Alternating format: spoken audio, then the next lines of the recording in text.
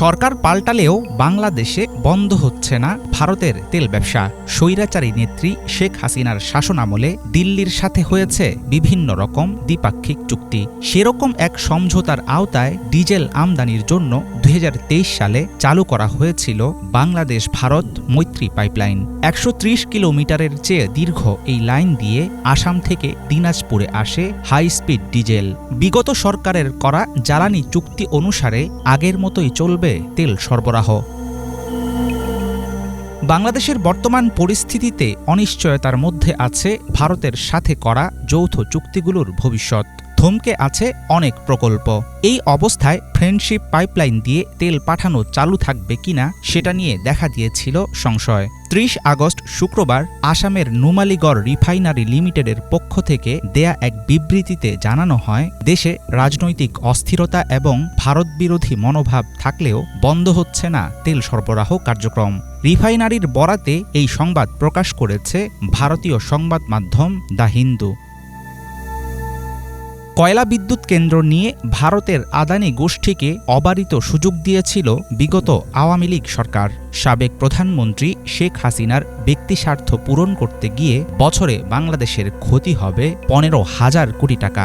এরকম দীর্ঘমেয়াদী ক্ষতির অভিজ্ঞতার কারণে আশঙ্কা করা হয়েছিল পাইপলাইন নিয়ে ভারতের সঙ্গে চুক্তির বিস্তারিত প্রকাশ না করলে বোঝা কঠিন হবে আখেরে কে পাবে লাভের অংশ। আন্তর্জাতিক বাজারের দোহাই দিয়ে যখন তখন দাম বাড়ালে বিপদ হবে বাংলাদেশেরই। পাইপলাইন চালুর সময় বাংলাদেশ পেট্রোলিয়াম কর্পোরেশন দাবি করেছিল যে পদ্ধতিতে ভারত থেকে ডিজেল আনা হতো পাইপলাইনের মাধ্যমে তার চেয়ে তুলনামূলক কম খরচে এবং রিয়েল টাইমে জ্বালানি পাওয়া যাবে। তবে এমন মন্তব্যের বিরোধিতাও করেছেন অনেক জ্বালানি বিশেষজ্ঞ।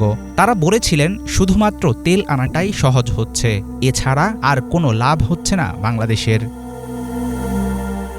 বাংলাদেশে মোট ব্যবহৃত জ্বালানির 75% ডিজেল, যার মধ্যে 80% আমদানি নির্ভর। 2017 সাল থেকে 2023 সাল পর্যন্ত ভারতের পশ্চিমবঙ্গ রেলওয়ের মাধ্যমে প্রতি মাসে আমদানি হতো 2200 টন ডিজেল। রেলে করে জ্বালানি পরিবহনে অপচয় ও দুর্ঘটনার ক্ষতির কথা ভেবে নির্মাণ করা হয়েছিল বাংলাদেশ ভারত মৈত্রী পাইপলাইন। প্রকল্পটি বাস্তবায়ন করেছে আসামের নুমালীগড় রিফাইনারি ও বাংলাদেশ পেট্রোলিয়াম কর্পোরেশনের অধীনস্থ প্রতিষ্ঠান মেঘনা পেট্রোলিয়াম লিমিটেড। 2020 সালে শুরু হয়েছিল ভারত বাংলাদেশের মধ্যকার মৈত্রী পাইপলাইন স্থাপনের কার্যক্রম। পুরো প্রকল্পে মোট ব্যয় হয়েছে 520 কোটি টাকা, যার মধ্যে ভারত সরকার দিয়েছিল 337 কোটি টাকা। প্রতিবেশী রাষ্ট্রের সাথে হাসিনার করা বিভিন্ন চুক্তি দেশের জন্য মোটেও ভালো ফল বয়ে আনেনি। অতীত ইতিহাসের প্রেক্ষাপটে বিশেষজ্ঞরা মনে করেন, দুই দেশের প্রথম আন্তঃসীমান্ত জ্বালানি সরবরাহ পাইপলাইনের মাধ্যমে বাংলাদেশ কতটুকু উপকৃত হচ্ছে অচিরেই বিষয়টি খতিয়ে দেখা দরকার। হাফিজুল ইসলাম, বাংলা ভিশন।